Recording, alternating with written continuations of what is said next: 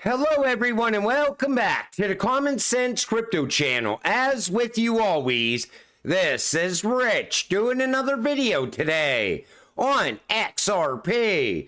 So I hope you're all having a wonderful day today wherever you are in this great world. We're gonna talk about XRP. And once again, this is the 1-day chart. We're sitting here just under 57 cents. But everybody wants to know, when is XRP going to take off already? When is alt season going to begin? Well, I always look at the DXY, and this is the 1-month chart. You see how it looks like it fell off a cliff. Then it started moving back up a little bit, but I'm expecting it to drop back down once again. That plays a very big factor on crypto. Plus, this month, the Fed is also going to cut rates. Everybody thinks it's going to happen. That could also play a very big factor on what happens in crypto. But let's get back to the DXY. This is the correlation between the DXY and Bitcoin. So when you see the DXY drops, Bitcoin tops. And that happens time and time again. So when Bitcoin bottoms, you could expect a very high DXY. And that's what I expect to happen once again. The DXY is going to drop off and crypto is going to start to take off. But when do we go into alt season? Well, when you're watching the price of Bitcoin rise, but the Bitcoin dominance is falling at the same time, that will send us into alt season. But people also keep saying there's not going to be an alt season for XRP. They're totally wrong. XRP is going to experience an alt season. There's nothing holding us back this time around. It's the same reason I'm thinking we're going to see a massive run-up happen. A lot of people are calling for 3 digits plus. I think we're going to break above $20. And I'm being conservative. But that's when you could expect alt season to happen. So this comes from Wrath of Comment. Both Intellect and YPro have worked with Ripple before. Intellect and YPro partner on financial tech solutions. Now, I would guess that they're utilizing the RippleNet technology and possibly even XRP. But what they're focused on is various lines of business, including global consumer banking, transaction banking, AI, and digital technology for commerce. They're also working on remittances as well. Now, take notice to what's been going on lately. They're always talking about global crypto regulations, global banking. That's because the new financial system is going to be a global financial system. But a lot of people, they only focus on the United States inside of crypto for some reason. This is a global event. It's going to affect every single person in the world. Same thing with global crypto regulations. Because you can't have different crypto regulations going from one country to another. Otherwise, cross-border payments would not work. But a lot of people said that XRP, it cannot scale to meet global demand. This comes from Smoke. How does the ILP have global scalability? Because it's based on the internet. The internet is technology that is already global, has unlimited volume and unlimited scalability, and can reach any human with an internet connection. Now overlay the internet with the ILP and you have an international payments routing system that finds that most efficient route online to facilitate transactions between payment systems powered by the XRP ledger. Ripple solution is a hybrid solution that combines the ILP and the XRP ledger, as illustrated below as well. It's built and designed to be used by every single person in the world. It's the same vision that the BIS has for the Finternet. And this is what's coming. But you know, another thing that's holding us back is there's still 1.7 billion unbanked people out there in the world. Once those people have access to a bank account, I think that's when they will finally flip the switch. Because we're not going to leave people behind in the next financial system. It's going to level the playing field.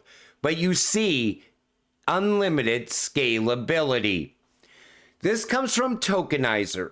Now, I want to show you why there's only a handful of cryptocurrencies that I see as the elite's idea for the future. So, global leaders in DLT today, the International Organization for Standardization is 168 member nations strong with over 24,500 standards. The BIS consists of 63 central banks and 6 innovation hubs across the globe. The United Nations consists of over 180 member nations across 30 plus specialized agencies. The Atlantic Council's made up of 32 member nations spread across the Atlantic and various governments. The World Economic Forum brings leaders from 190 countries and over 1,000 member companies. The Financial Stability Board's made up of 68 member institutions with central banks and financial leaders. The World Trade Organization is composed of 164 member countries and oversees global trade frameworks. The G20 comprises 19 countries and the EU, representing the world's top economies, 85% of global GDP. And the cryptocurrencies that they're working with are QNT, XRP, HBAR, Algo, XDC, Casper, and a few others like DAG, IOTA, Algo. And there's a few others that I'm probably missing, but these are the cryptocurrencies, the handful of cryptocurrencies that the elites see as the future. They see them as being part of the new financial system, and they're well-rounded. They're tied to finance, trade, AI, supply chain, and etc. And these are the cryptocurrencies that can bring you generational wealth, as long as you continue to hold them and you don't sell them too soon. And I wanted to point that out. That's how big this actually is. And let's talk about generational wealth. New Web3 wallet rolls out decentralized crypto inheritance. So UBD Network is introducing a new Web3 wallet that makes decentralized cryptocurrency inheritance possible. I knew this was coming because, you know, when you get wealthy off of XRP, there's going to come a time where you never have to sell any of your crypto. You will be able to get passive income. Well, now you're going to be able to open up options on where you're going to leave your crypto to. Who are you going to leave it to once you pass on? Your children. Then your children can pass it on to your grandchildren. The generational wealth. Think about that. And they're preparing for that now. This is going to be the first option. There's going to be other options for this going forward. Hey Smoke, what about amendment number 9 to Blackrock and the SEC once the creator is established? Now I want to point this out because I want to know what Blackrock meant by this when they were interacting with the SEC. You see number 9. Added SEC action against XRP issuer as an example of potential consequences of Bitcoin being classified as a security. So why did Ripple have to go through this entire lawsuit with the SEC? And what do they mean by that one sentence? SEC action against Ripple as an example of potential consequences of Bitcoin being classified as a security. Is BlackRock worried that the SEC is going to classify Bitcoin as a security at some point in the future? That's what that can mean. Or it can mean that now that the action against Ripple is wrapping up, there's no chance of Bitcoin being classified as a security going forward. I want to know what you think it means, because there's no right or wrong answer here. It's an amendment between BlackRock and the SEC. What's your thoughts, though? Put it in the comments section down below. Interesting, in this state of regulation on stablecoins in the world chart, Qatar originally listed as having a prohibition ban on digital assets. And now they're introducing a regulatory framework for digital assets. The tides are turning. Global regulatory clarity is coming. So you see Qatar right here, prohibition, ban. Just in, Qatar officially introduces regulatory framework for digital assets. You know, when the US comes out with crypto regulations, it's going to be an overnight event. There's not going to be anything leading up to it. We're going to get the same announcement like we got here. And it's going to happen very fast, and it's going to get a lot of people wrecked.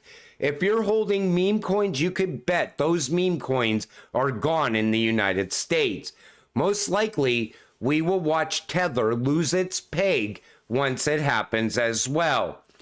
This is very interesting on how fast this happened, though. Wow, Qatar recently joined BRICS and is already using RippleNet to enhance remittances to Turkey, which has just applied to join the bloc. Like I told you, every single country that's looking to join the BRICS, they're already working with RippleNet technology, using RippleNet and most likely even XRP inside of remittances. They already have Ripple rails inside. And that's why I keep trying to point this out, because people keep saying the BRICS is never going to use RippleNet. It makes sense that every country that wants to join the BRICS already has Ripple rails inside, because they're going to use RippleNet going forward, and XRP as well. Ripple will join the $1 trillion companies club very soon. Everybody will know about Ripple. It will be extremely popular and powerful. You see, Ripple, Apple, Microsoft, Nvidia, Google, Amazon, Meta. Save this post. You know, I said it multiple times. I think Ripple is going to be bigger than Amazon. Most likely bigger than Amazon and Google combined. And you could even throw Apple in there as well. Because Ripple is becoming a central bank. And what brings Ripple into the $1 trillion companies club? The technology, XRP. What we're invested in is what gets Ripple into that club. It's the technology of the future. But it's just a matter of time. I still think Ripple will be a central bank, though. Man is a true OG. And you see, 589. A lot of people are starting to talk about 589 once again. But 589 was never about the price. You know, even that Simpsons where Bart is writing on the chalkboard, $589 by the end of the year. That was a hoax. That never really appeared in a Simpsons episode. So what is 589 all about? It's about COMEX 589. So Copilot, COMEX Rule 589 is a significant regulation that impacts trading behavior in the commodities market. Purpose and scope, COMEX Rule 589 is expressly intended to promote fair and equitable trading by ensuring that there are limits on permissible price movements during any given trading day. for specific products. So the practical application here is this. Imagine a scenario where the bidding on silver rises by $3, but no one is willing to sell at that price. In response, the market pauses briefly, then continues the auction. Within 10 to 12 minutes, the price can surge significantly. A lot of people thought this would happen with XRP if it was pegged to the price of 1 ounce of gold. But we debunked that multiple times in the past. Now here's David Schwartz in 2019 talking about stablecoins. Take a listen to what he says here. So I thought it might be helpful for me to walk through what I have in the design to give people a better idea of how I intended the system to work. So first of all, it's a collateralized stablecoin. That means tokenized assets whose value are expected to remain constant in some unit. So if it's a dollar stablecoin and you have 10 of it, you're expecting its value to remain stable at $10. These assets have a backing asset, in this case XRP. That means that there is something that is supposed to guarantee its value. Now in some of those systems you can actually redeem the stablecoin for the backing asset, in some you can't. What's interesting about this proposal is that the stable coins are perfectly liquid to XRP at face value on the ledger. So in other words, if you have $1 in a dollar stable coin designed on the system, what you have is a $1 claim on XRP enforceable by the ledger's payment mechanics. And the reason that that's important is with some other stablecoin designs, if the stablecoin isn't popular, it won't necessarily be liquid. If it's not listed on an exchange, if it can't easily be deposited and withdrawn, it won't be that useful. By the design of this system, the stablecoins can be offered through the on-ledger decentralized exchange, and they spend like XRP. So you don't need to find some way to make them liquid. You can just spend them right on the ledger. And of course, they can be pegged to anything that someone can provide a price feed on. Fiat currencies are probably what people typically think of, like dollars and euros or whatever. But they can also be pegged to things like stocks or precious metals or any other value source. As long as someone can provide a price feed for it, you can have a stablecoin pegged to that value. So when they were talking about XRP and XLM being stablecoins in the future, not pegged to a US dollar, we're going to be valuing XRP by what you can buy with XRP. So the value of, say, 20 XRP could equal a Lambo, or it could equal a barrel of oil, or maybe 100 XRP equals 25 barrels of oil. You see what I'm saying? We're not going to be valuing XRP against the US dollar at some point in the future. And that's what I was always trying to tell people, you know, everybody's in such a freaking hurry to cash out their XRP into US dollars. But I think XRP is going to be so valuable in the future that you will never be tied to a CBDC. You will never be tied to a universal basic income situation. You will be able to transact using XRP against anything of value, no matter what it is in the world. But let's get back to 589. So does XRP fall under the commodities rule 589 future contracts? XRP, the current cryptocurrency associated with Ripple, does not directly fall under COMEX rule 589. It falls outside of it, but XRP is a digital asset and operates in the realm of cryptocurrencies. It is not a physical metal like gold or silver, which are the focus of COMEX trading.